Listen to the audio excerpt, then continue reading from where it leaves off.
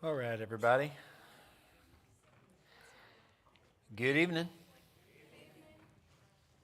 It's good to see everybody this evening. Thank you for joining us tonight. We appreciate you being here. We are going to go ahead and continue our discussion in the book of James tonight. And then when we get through the opening section of chapter 5, which is the final chapter in James,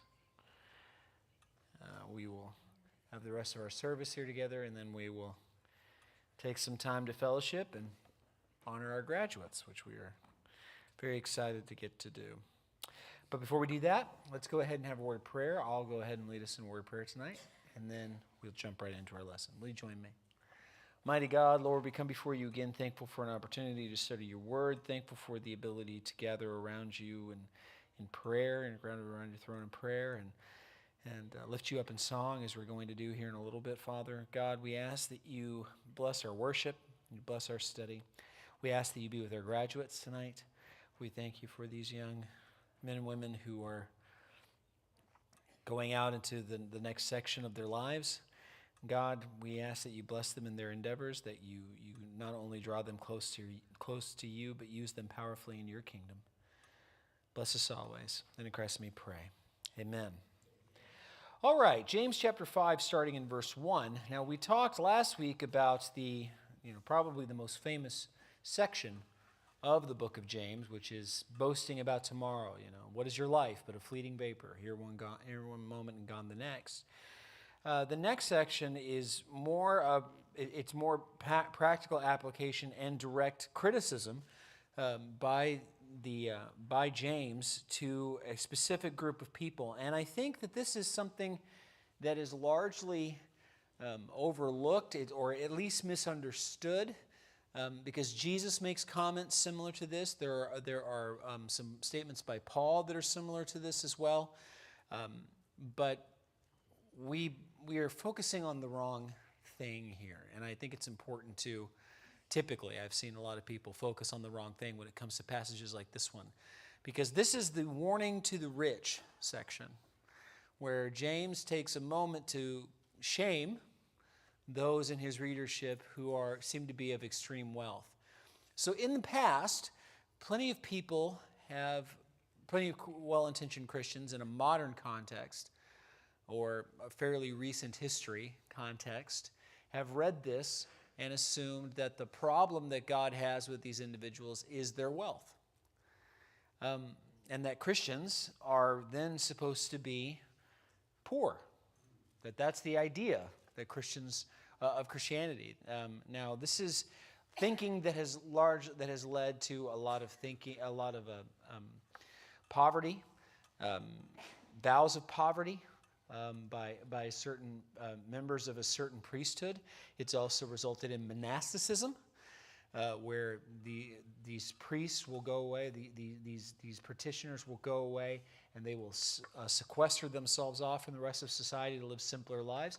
But those are both kind of Catholic examples, but they're not limited to Catholicism. And also, we see some reasoning in this with Mennonite and Amish theology, where there's a rejection of not only technology, but there's also a rejection of wealth as well, the finer things in life.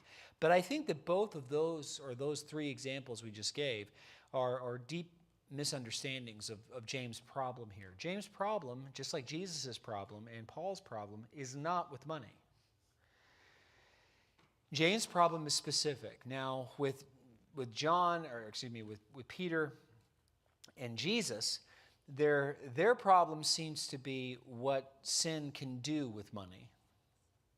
The root, like Jesus says, the root of all evil is the love of money, not money itself, but the love of money. So human greed can get a hold of money and use it to make sin bigger. That's Jesus' problem with it.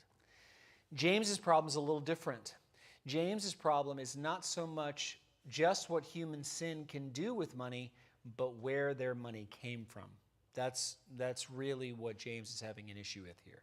So let's just go ahead and read it, and we'll break it down, and then we will we'll go into our discussion tonight. Chapter 5, verse 1. He says, "Come now, you rich, weep and howl for the miseries that are coming upon you. For your riches have rotted, and your garments are moth-eaten. Your gold and your silver have corroded, and their corrosion will be evidence against you and will eat your flesh like fire. You have laid up for yourself treasure in the last days. Behold, the wages of the laborers who mowed your fields, which you kept back by fraud, are crying out against you, and the cries of the harvesters have reached the ears of the Lord of hosts. You have lived on the earth in luxury and in self-indulgence. You have fattened your hearts in a day of slaughter. You have condemned and murdered the righteous person. He does not resist you." So really, what James is having an issue with here, again, is not entirely the accumulation of wealth, but rather how that wealth was accumulated. In particular, he seems to be taking particular interest amongst those who are rich within Jewish society, because if they are rich, 9 times out of 10, that situation is they are rich because of the Romans, that the Romans made them rich. Notice how he says here that they gained their wealth by defrauding their fellow man and murdering the righteous person. He says that they are about to experience this terrible outcome of accumulating their wealth, because what James is referring to is more than just divine punishment. I think he's being specific and referring to the fact that, listen, when Rome comes, they're not going to care if you are a Jewish person on their side or not. They're just going to care whether or not you're Jewish. And whether you're wealthy or poor, they're going to clean house. And it won't matter. You backed the wrong play. You backed the wrong team. And because you did that, you're going to lose everything. And it's going to be an even greater fall for you. Listen, for a person, let's be honest, for a person who is extremely poor and barely has a house that they're going to hang on to, and that house is little more than a shack, for them to be kicked out of said house and forced to wander out into the wilderness, that's a huge loss, but it is nowhere near as huge of a loss as somebody who lives in a mansion and has to do the same. And that's what he's saying. He's pointing out that, listen, you don't get to be rich unless Rome lets you be rich, because that's the whole point. Here's what Rome does. Rome throws not only its military might around, but their economic might around. We're going to see that here very soon in the book of Revelation as well. When we talk about this, we talk about the great prostitute, which is how John describes Rome in Revelation. So this idea of throwing their money around. So they come in and they say, listen, we'll make you wealthy beyond compare. We will make you wealthier than any of your other neighbors, and all you have to do is work for us and sell them out. And some people were very, very quick to take Rome up on that offer. One of them writes a book of the New Testament, the Gospel of Matthew. Levi did the same thing. Levi signed up to be a tax collector. A tax collector for who? For the Jewish government? No. He was a tax collector for the Roman Empire. It was his job to take and even steal from his fellow Jews and give to Rome and then line his own pocket. In fact, that's what they would tell you. They say, listen, here's the amount of taxes you need to collect in order to meet quota. But we're not going to tell you that you can't collect above that. So if you collect above that, you get to keep the difference. That's how they made their money. And it's not like it was it's not like it was embezzling. It's not like it was a crime. It was encouraged by the Romans for them to do that, because that's how they would get a stranglehold on the region, by creating effectively double agents in Jewish society that are dependent on Rome. So Rome comes in and makes you rich, and he just turns everybody against you. And yeah, while the Rome is in charge, you get to live like a king or a queen. But the moment that Rome decides it's not worth it anymore, if all of your wealth and all of your comfort and your security is built upon Roman wealth, and Rome decides to leave with that wealth, what happens to all of your comfort and security? Yeah, they go. They go. Because human beings are so quick, and I think this is the larger lesson here. Human beings are so quick to store up for themselves treasures on earth where moth and rust destroy. What's Jesus' whole point with that? That earthly wealth, it's not that it's not wealth. It is wealth. But earthly wealth is transitory. It's temporary. It does not last. And when the day of judgment comes, the wealth goes with it. You know, as Peter will say, when God decides to burn up this universe by its elements, the wealth's going to. The wealth's going to. So James he's not encouraging here, he's admonishing. He's admonishing. He's saying, we even almost kind of hear a little bit of satisfaction in his voice to say, listen, you got to this point in your life, you got to this level of wealth in your life because you cheated. And listen, yes, it's true. We're not supposed to hate.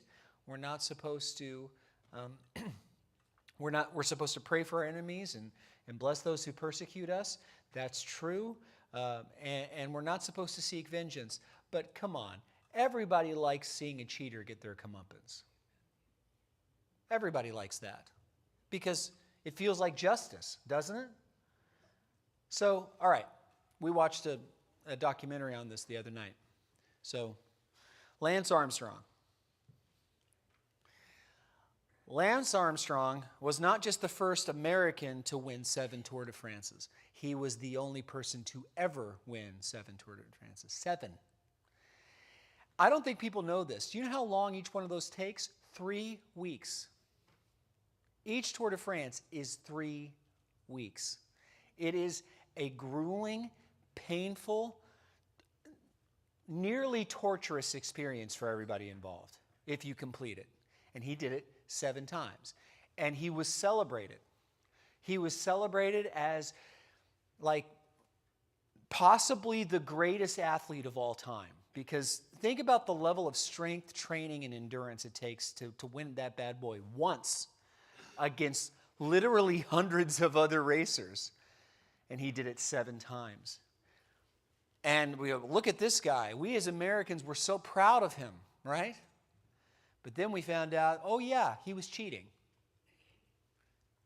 And listen, there's no ands, if, or buts about it.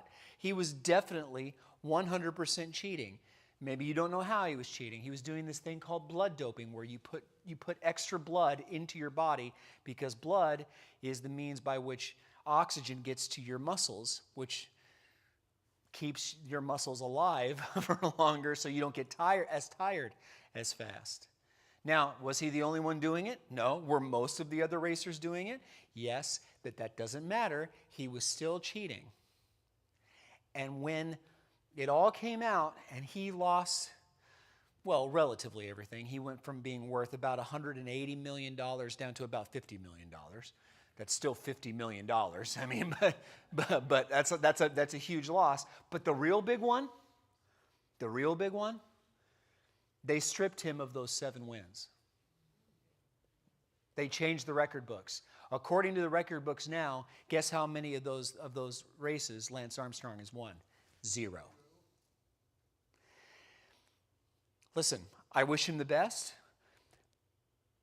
but that 0 feels good. It feels good. Why? Because it feels like justice. Yeah, because he cheated.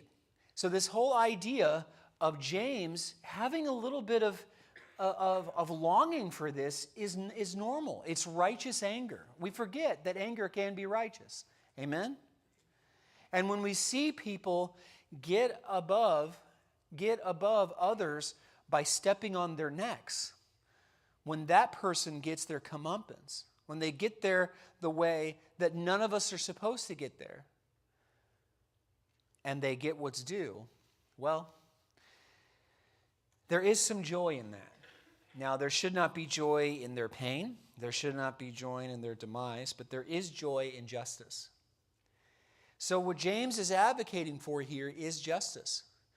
He's saying that, listen, you got here by turning your brothers and sisters over to the Roman government, who killed many of them, who executed many of them. These guys are war profiteers. They're war profiteers. Let's just call it what it is. And then they go, and they also did it by robbing each other. He even goes as far to say that you have a guy come and work your fields, work your land, bring in your harvest, and then you don't even pay him. And you have the money to pay him. You absolutely have the money to pay him, and you don't. Why?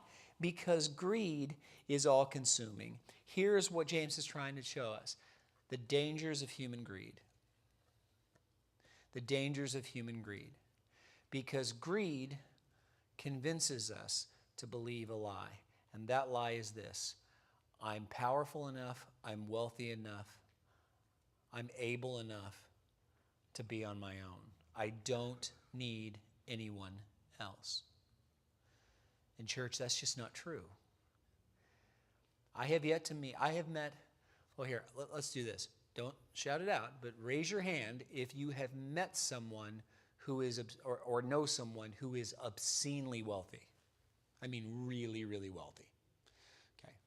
I've known several that are wealthier than I will ever be. But I have yet to meet a single person who was that wealthy who didn't need help from time to time. I've known people who were that wealthy who were arrogant and greedy. And I've known people that were that wealthy who were Christ-like and humble. And they all needed help. They all needed help. I don't know why. You know, I used to think that only really destitute people believe this, but it's not true. Everybody seems to believe this to one degree or another. I've believed this in the past, that money equals happiness. Is that true? No. Can you be crazy rich and miserable? I invite you to look up past mega lottery winners and see what happened to many of them. You can be exceptionally miserable. Here's the thing. I think we forget, until not too long ago, Jeff Bezos was the richest man on the planet. Do you know why he's no longer the richest man on the planet? Because he got a divorce. And that divorce cost him 49%. He had to split it with her. And then all of a sudden, Elon Musk is the richest man alive again. You tell me that didn't hurt. That had to be a fun check to write, right? So listen, just because you're wealthy doesn't mean you're always happy. Well, so wealth does not equal happiness. Okay, how about this? Wealth equals security. Is that true? Nope. Wow. If anything, it puts a target on your back. Why do you think super wealthy people have to live in basically these fortresses to keep themselves and their families safe? Why do you think they have things like, does anybody in the room have kidnapping insurance? I don't. That's a thing you can get. Did you know that? That you can get kidnapping insurance. Why does that exist? For wealthy folks. Why? Because they get kidnapped, right? So, okay, all right. Wealth does not give you security, all right? How about power? This one's easier to believe. This one's easier to believe, that wealth equals power. Yes, I will agree with that in essence. Yes, wealth does give you power momentarily. Conditionally, and for a short amount of time. It gives you power amongst those who are themselves convinced that this life is all there is. But the truth is, money is not power. God is power. God is power. We talked a little bit about that power this morning. That guy, the Let There Be Light guy, you think he cares how big your 401k is? Do you? Do you think he cares how nice your car is? No. Does that mean anything to him? Do you know what true power is? You know what true freedom is? Do you know what true security is? Moving beyond the love of wealth. Getting rid of it. Yeah, it's nice to have, but not requiring it. I used to make the joke, as we close here, I used to make the joke that no one got into preaching for the money, but that's not true. That's not true. You can YouTube what Joel Osteen's house looks like. Many people did. Now, maybe we shouldn't call them preachers or ministers. We should call them, I don't know, con artists? Is that a good word? Anyway, charlatans. But here's the thing. Not all of them are, but a lot of them are. Here's the thing. There have been times in my life where money was plentiful, and there have been times in my life when money was scarce. There were times when I had enough money to where I didn't really have to worry about anything related to that money, and there were times when I didn't know where my next paycheck was going to come from. There was a period of my life where, in ministry, because I was between jobs, I had to hit the bricks hard because I knew how much money we had left, and I knew when it was going to run out. And the kids need to eat. That's not a fun couple of weeks to live through. It's just not. But I got to tell you this, in the times of my life where money was tight, do you know what? God always took care of me. God took care of me in some really powerful ways. I sat down about this, and if this isn't you, I'm not trying to rub this in. I'm not. I'm just sharing my own experience with you. I've been poor. I have been poor. But I can tell you this. My kids have never missed a meal. And I didn't do that. He did. He did. And I'm thankful for that. But Stephanie and I have been really poor. Stephanie and I, when I married Stephanie, I was living on support. Churches were paying me to go to preaching school, and I was getting about $900 a month. And then I got married, and we were still getting about $900 a month. And then we got pregnant with Avon. Oh, hi, Avon. When they found out about Avon, they bumped me up to $1,200 a month. So thanks, buddy. If it hadn't been for government, if it hadn't been for the state WIC program, you know, where they give you so much baby formula and diapers and stuff like that. If it hadn't been for that, I don't know how we would have fed Avon at the beginning. I really don't. But you know what? When I think back to those 2 years it was like that, that was some of the happiest times of our lives. We were on fire happy. We really were. We had almost nothing. And we were on fire happy. I don't want to go back there. But we were. And then there were times when I had a lot of money, relatively. For me, I had a lot of money, where I was making the best money in my career. If I wanted to get something, I could get something. If I didn't have to worry about a single bill getting paid, and I had extra left over. I felt really good about that part. But you know what? I was miserable during that time. I really was. And it wasn't because of the money or the lack of money. It was because of other things that were going on. And here's what that teaches me. That one does not equal the other. One does not equal. If I can be miserable when my bank account is full, and I can be on fire happy when it's empty, they are not the same thing.